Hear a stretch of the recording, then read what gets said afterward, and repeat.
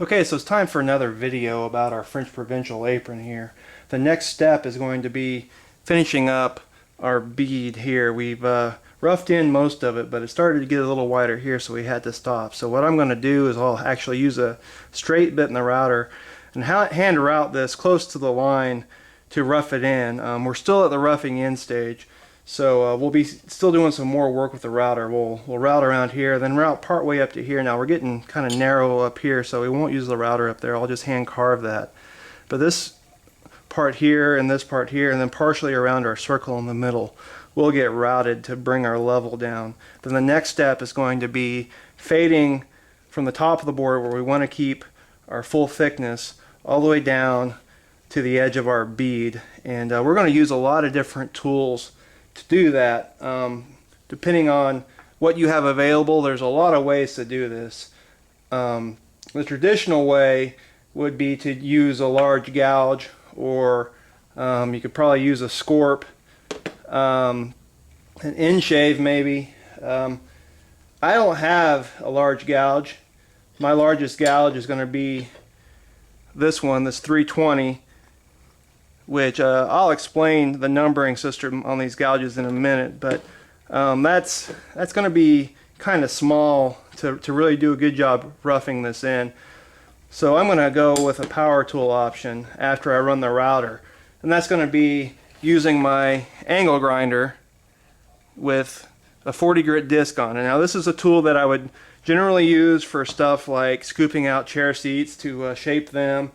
The rough part of it, doing that, it removes a lot of stock very quickly, and it's something you got to be careful with because you can easily destroy a workpiece. But with a little experience, a little practice, it's a pretty decent way of roughing stuff in quickly if you don't have another option. Then I'll finish up with hand tools to do the final shaping. Then we'll move on to the final carving. But at this point, we still got to rough in our shape here before we finish carving our leaves and carving out our center portion here. The important thing to remember when you're using this angle grinder is you're obviously going to want to wear some eye protection, a full face shield or some safety glasses. It's going to produce an awful lot of dust, and there's really no good way to catch all that dust, so that you go from dust collection to more dust management. The first thing you're going to want is to wear a dust mask, because you will have the opportunity to breathe a lot of the dust. So you're going to want to do that. The other thing I'll do is probably set up a box fan to one side of my workpiece to blow the dust away, and I'll have my exhaust fans on in my shop to get it out of the shop as much as possible. But the best way to avoid breathing the dust is to just wear a mask. Now let's talk a little bit about our carving tools. The first thing I want to discuss are your carving mallets, and I've got 3 carving mallets in my shop. This is the first mallet that I got. I made it myself. I turned it out of a piece of mulberry. It's okay. It's not my favorite. It was just a quick and dirty project, and I'm not the best turner in the world.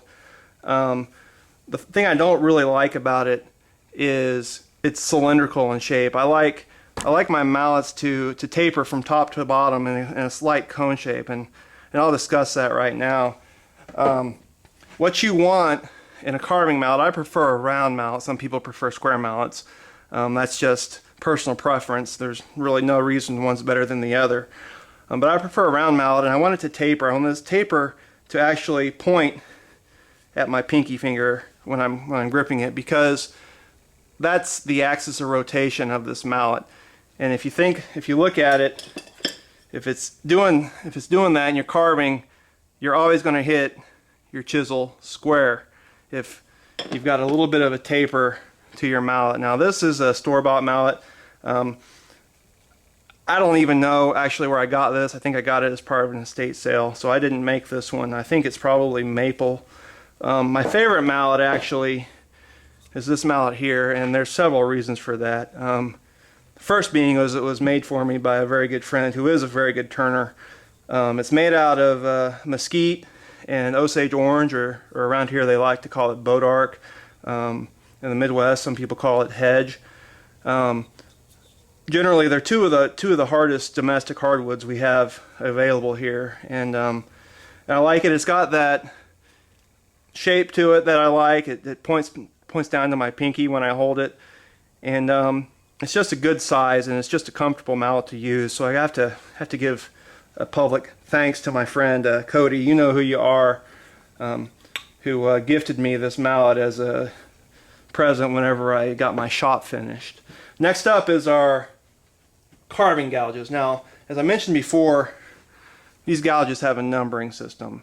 You can see it, there's a 1 and there's a /10. Now, what the 1 stands for is the amount of sweep or curve there is to the blade. Now, 1 being straight, going all the way up to what I have here is an 11, and this is very curved. It's an 11-2, and it's for veining. If you make a leaf and you want to put a vein in it, that's what it's for. The first number is the sweep. The second number is the width of the gouge in millimeters. Now this is a 110, so it's 10 millimeters wide. My largest is going to be a 320, which is 20 millimeters wide, so it's twice as big. This is a 3 sweep. You can see it's got a little curve to it.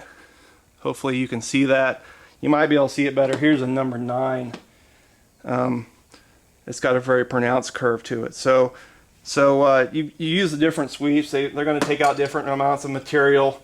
You'll use them for different things. But the important thing to remember is what they stand for. Now, if you start changing brands, the first number is not standardized from brand to brand. So a 3 sweep in this brand may not match a 3 sweep from another brand. And some brands don't even have a numbering system, so you just kind of have to remember yourself which one is which. I find that annoying, so I've pretty much stayed within one brand of chisels, of gouges, and you can see what brand they are. They're Swiss made, and I can post a link to where you buy these down in the comment section of the video. The last thing I want to talk about is kind of my view on the purpose of drawing and carving. I hold to a view that if you can draw even just a little bit, you can probably be taught to carve with some decent instruction.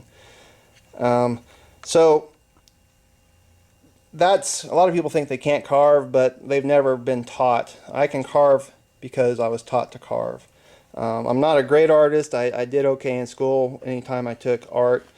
But really, when it comes to carving, your drawing is really just a general guideline for what you're going to end up with, just so you know where to leave stock high, where to leave it low, and whatnot. My final carving may not look exactly like the layout that I have here. That's just a general guideline. In my view, the art happens when I carve, not when I draw. So I may not be trapped by I don't want to be trapped by my drawing. I want to just have a general guideline on what's there. Now, some people like to draw it exactly the way it's going to be and stick exactly to that drawing, and that's fine. That's how they do it. I tend to do a little better when I'm a little loose with that. That's it for this video. In my next video, I'll probably show some of me roughing this in, but that's it for now. I just wanted to give you guys an update on some of the tools that are going to be used and how I'm going to use them. Thanks a lot for watching. I appreciate it, and watch my other videos if you get a chance.